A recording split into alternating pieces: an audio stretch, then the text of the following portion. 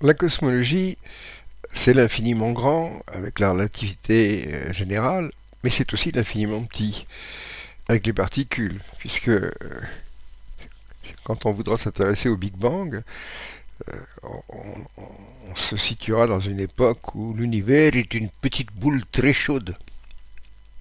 On a dit que la lumière c'était des particules et c'était aussi des ondes. Donc on va utiliser comme matériau conceptuel une simple corde. Alors ici, vous avez l'enturlu qui a une corde qui est attachée quelque part à un mur, un peu plus loin, et puis il secoue. Alors quand il secoue la corde, vous avez déjà fait ça 100 fois, vous voyez une oscillation qui part, qui se propage, et c'est commode parce qu'avec ce modèle-là, on a à la fois la fréquence, et puis on a la longueur d'onde, et puis on a la vitesse de propagation de l'onde le long de la corde. Et vous voyez une chose tout de suite, c'est que quand on fait osciller une corde comme ça, on secoue la corde dans une direction donnée. C'est-à-dire que on crée un plan d'oscillation, et ce plan peut être ici vertical, ou alors dans l'image suivante, ça peut être horizontal, ou ça peut être dans n'importe quelle direction. Eh bien, pour la lumière, c'est pareil. La lumière est une oscillation de quoi? Alors, effectivement, une onde, c'est quelque chose qui se propage. Alors, quand on prend le son, c'est une onde de pression. Une onde de pression, et les molécules sont tassées, que ça, et puis ça se propage. Bon. Et dans le cas de la lumière, en tout point de l'espace, on a deux vecteurs, le champ électrique, le champ magnétique, puis ils sont nuls normalement. Et là, lorsque l'ébranlement lumineux se propage, eh bien, il y a une variation, une onde de champ électrique, une onde de champ magnétique. On s'intéresse au champ électrique et le plan dans lequel le champ électrique varie, c'est ce qu'on appelle le plan de polarisation de la lumière. Quand vous prenez le filament d'une lampe à incandescence, il envoie des photons, donc des petits paquets de lumière, des petits trains d'ondes, et ils sont tous dans des plans absolument n'importe comment. Donc la lumière n'est pas polarisée, parce que le plan de polarisation de tous ces grains de lumière est situé aléatoirement dans toutes les directions. Au XVIIe siècle, parce que ça remonte aussi loin, ce qu'on appellerait maintenant des scientifiques, mais en fait ils étaient médecins, mathématiciens, ils étaient tout à la fois, quoi, comme on était à cette époque-là, quoi. Euh, la spécialisation c'est venu beaucoup plus tard. Donc les gens jouaient avec la lumière, ils faisaient un peu n'importe quoi. Alors le premier qui a mis le doigt un petit peu sur ce phénomène de polarisation, c'est un mathématicien et médecin danois, Rasmus Bartholin, qui est né en 1625 et mort en 1698, mais qu'il ne faudrait absolument pas confondre avec Caspar Bartholin, qui lui, en 1677, découvre les glandes de Bartholin. Alors vous demanderez à votre médecin ce que c'est, je ne m'aventurerai pas dans ce sujet-là, et les rapports simplement sont les suivants. Caspar Bartholin est le neveu de Rasmus Bartholin. Mais revenons à la polarisation. Alors la polarisation, c'est quelque chose qui est découvert à cette époque, mais ça a différentes facettes, ce qui fait que en vous présentant ça de manière vulgarisée, je vais rester schématique, parce que autrement, il y a Arago, il y a Malus, il y a Brewster, Faraday, Maxwell, Zeeman, Rayleigh, tous ces gens-là, ils ont fait beaucoup de choses dans ce domaine. Alors là, vous avez un personnage qui s'est saisi d'un morceau de spat d'Islande, qui est un silicate, un cristal, qui a des propriétés tout à fait particulières vis-à-vis de la lumière. Et là, il entreprend de regarder le soleil à travers ce cristal. Alors il voit, comme il est assez transparent, translucide, il voit la petite tache lumineuse. Puis là, vous voyez que tout d'un coup, il met deuxième plaque de spat qui a la même, comment dire, la même structure de millefeuille. Bon, alors à ce moment-là, l'image du soleil est encore un peu atténuée. Et puis tout d'un coup, il fait tourner le cristal de 90 degrés. Et là, il a une énorme surprise. C'est que tout d'un coup, c'est noir. La lumière ne passe plus. Mais plus du tout. C'est pas que le soleil soit vu de manière très atténuée, c'est que c'est rien. C'est l'opacité complète. Alors il remet son cristal en place. Oh, de nouveau, ça marche. Il retourne une fois, deux fois, trois fois. C'est la surprise. Tout se passe comme si certains matériaux étaient configurés un peu comme des millefeuilles, qui ne permettrait l'oscillation du champ électrique que dans une direction, ce qui fait qu'il ne laisse passer la lumière que selon un plan de polarisation préférentiel. Alors ça va permettre de créer des filtres dans un montage que les gens se sont empressés de réaliser. Ici, on a le schéma d'une expérience type en matière de polarisation. À gauche, on a une source de lumière, une lumière qui est non polarisée. Ça peut être une flamme ou ça peut être le soleil d'ailleurs, hein, parce que le soleil émet une lumière qui n'est pas polarisée. Elle n'est pas polarisée au sens où il y a tous les plans de polarisation possibles. C'est-à-dire que dans cette lumière, on trouvera un plan oblique, comme on l'a représenté ici, ou alors un plan vertical, ou alors un plan horizontal, et quand on mêle tous ces plans, bon, on a représenté un faisceau de lumière comme ça, bien homogène. Si ensuite on installe un premier filtre, filtre numéro 1, qui lui ne va laisser passer que les plans de polarisation horizontaux, par exemple, eh bien on obtient ceci. Et ce qui est intéressant et qui concrétise ce qui était arrivé au bonhomme tout à l'heure avec ces deux morceaux de feldspath, c'est que si je mets un deuxième filtre, filtre 2, qui lui est censé ne laisser passer que la lumière dont le plan de polarisation est vertical, eh bien il n'y aura rien. Pourquoi? Parce que cette lumière a déjà été filtrée, donc il n'y en a plus. Ce qui fait que le filtre ne délivre aucune lumière. Et on va se servir de ça dans ce qui va suivre. Avant de passer à l'expérience suivante, qui va encore nous plonger dans les affres des paradoxes, essayons de réfléchir un petit peu aux axiomes, aux a priori que nous avons lorsque nous considérons le réel. Alors déjà avec le paradoxe de Young, on a vu qu'on était déjà gêné vis-à-vis d'une idée qui nous paraît évidente, qui est qu'une porte ne peut être couverte ou fermée. Également, un objet ne peut pas passer par deux portes à la fois. Mais tout ça, ça soulève d'autres questions qui sont sous-jacentes, comme quoi nous pensons qu'un objet doit avoir une existence indépendante de celui qui l'observe. Ensuite, eh bien, entre deux points distants, je peux toujours en placer un troisième qui se trouve entre ceux-là et qui présente vis-à-vis des deux premiers une distance plus courte. Ensuite, on a l'équivalent pour le temps, c'est-à-dire entre deux événements dont l'un se situe dans ce que j'appellerais le passé et l'autre l'avenir, et qui sont distants de ce que j'appellerais la durée, je peux toujours envisager un événement intermédiaire entre les deux, qui sera situé soit dans le futur du premier événement, soit dans le passé de l'autre, avec des durées plus courtes, telles que la somme de ces deux durées soit égale à la somme à la durée qui sépare les deux événements que je considérais. Ensuite, et là, mon Dieu, comment dire, le net abonde de philosophades et de réflexions profondes des uns et des autres sur le temps. En fait, tout se passe parce que nous considérons que les adverbes avant et après ont toujours un sens. Ce qui revient à l'axiome suivant. Quand je considère un événement, je pense qu'il existe toujours un événement antérieur à celui-là et un autre qui lui est postérieur. Enfin, c'est là la matière de ce que nous allons examiner maintenant.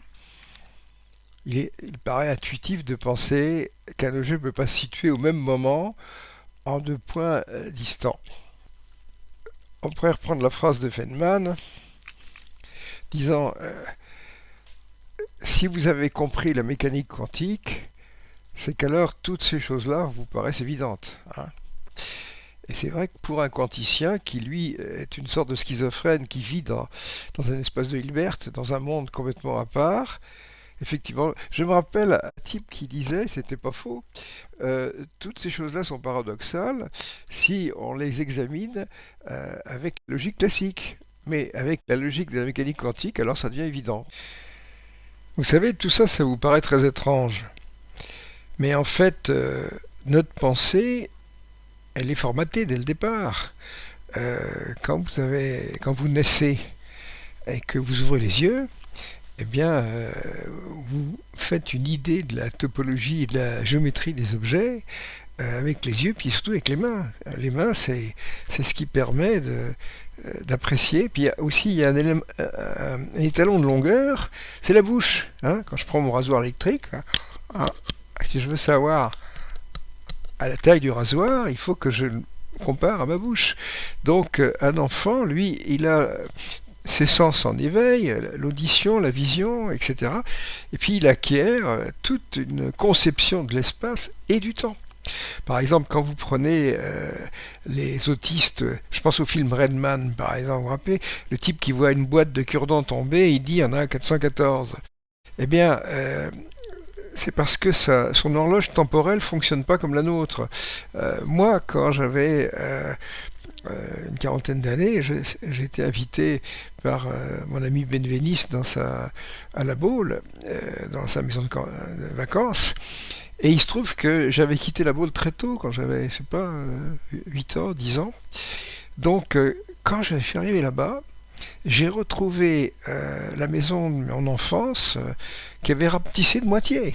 Le mur dont j'étais tombé en me cassant une jambe, c'était rien du tout. La plage, c'était rien. Et tout avait disparu. La maison, c'est une maison de poupée, voilà. Et ce qui existe pour l'espace, on peut très bien imaginer que ça puisse se geler pour le temps. Imaginez un enfant qui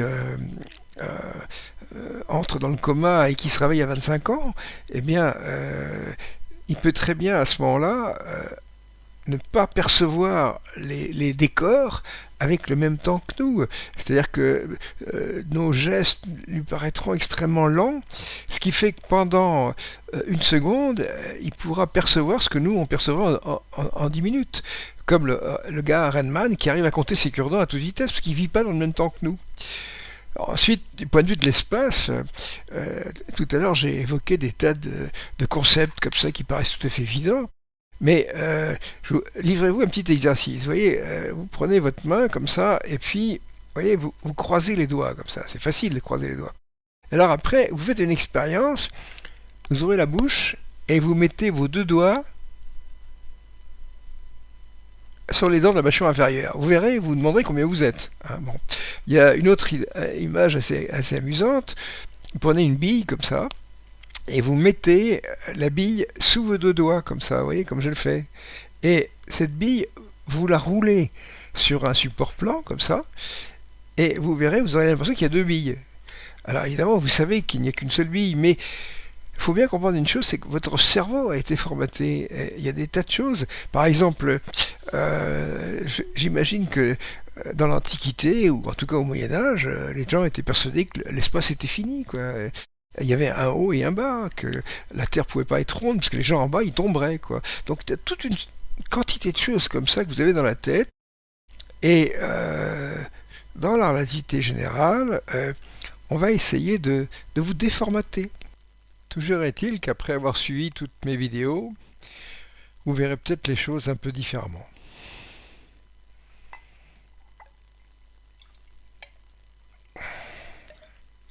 À votre santé.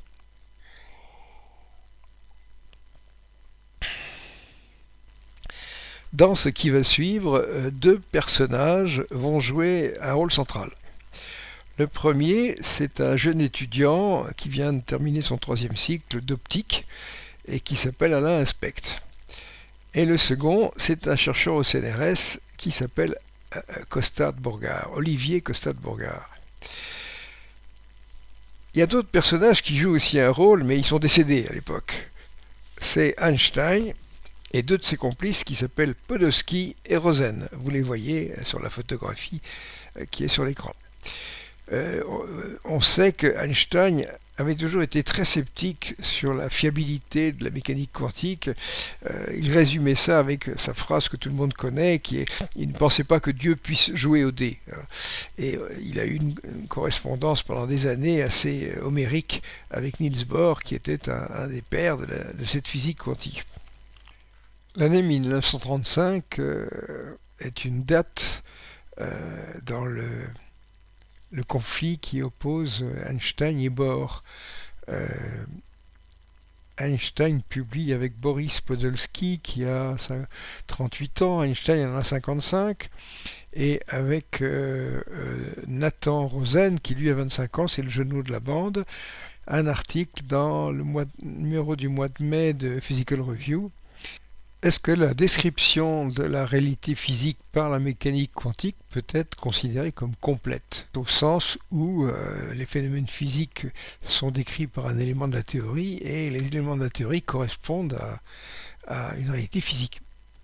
Et là, donc l'article s'attache à soulever un point qui, pour Einstein paraît rédhibitoire, c'est que dans la mécanique quantique, on a une équation, et puis on extrait de tout ça une solution, c'est pas la peine d'évoquer sa nature.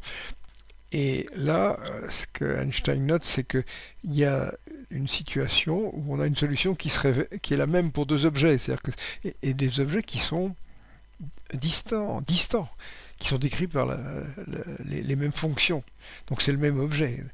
Et pour Einstein, ça ne veut rien dire. Alors, au mois d'octobre, dans la même revue, Niels Bohr contre-attaque immédiatement, très gentiment, mais il reprend toute l'argumentation et ça revient à dire c'est comme ça, c'est tout, et l'expérience montrera que ça marche comme ça. Et je lis sa phrase de conclusion. Il écrit, je traduis, en fait, cette nouvelle philosophie implique une révision radicale de notre attitude vis-à-vis de la réalité physique.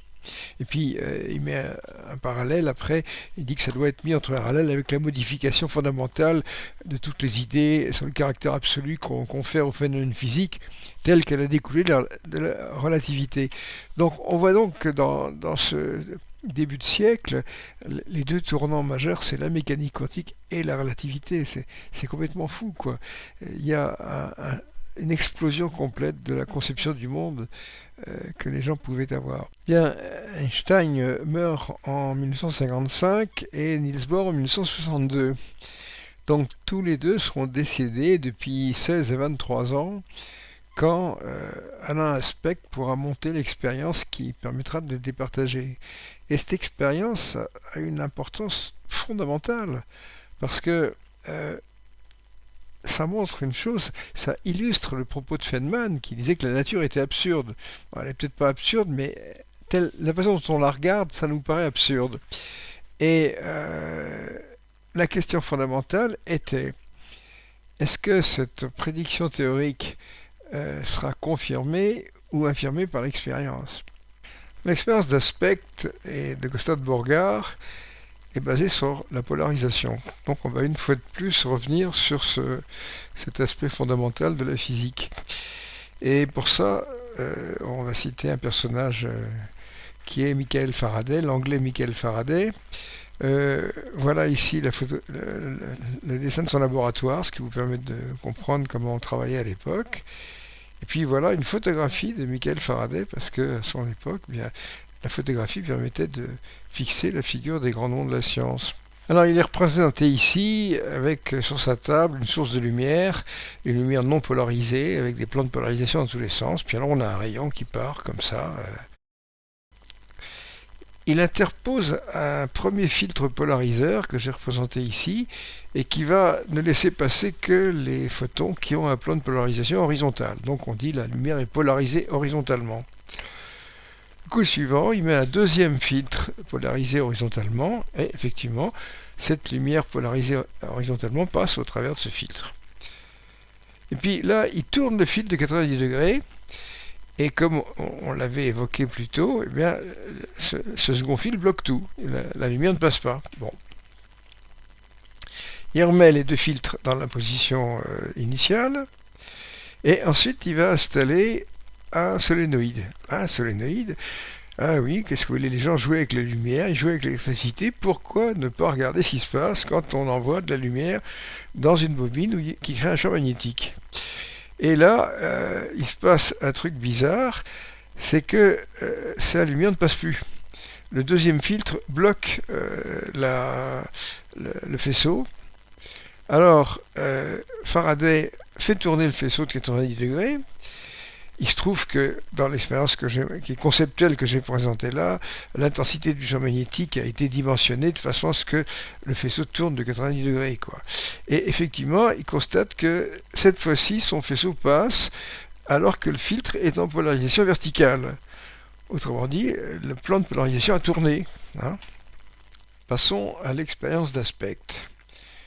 Nous avons ici des atomes, et plus particulièrement un atome. Je ne me rappelle plus de quel atome il s'agissait, mais ce que fait Aspect, c'est qu'il excite cet atome avec une source extérieure.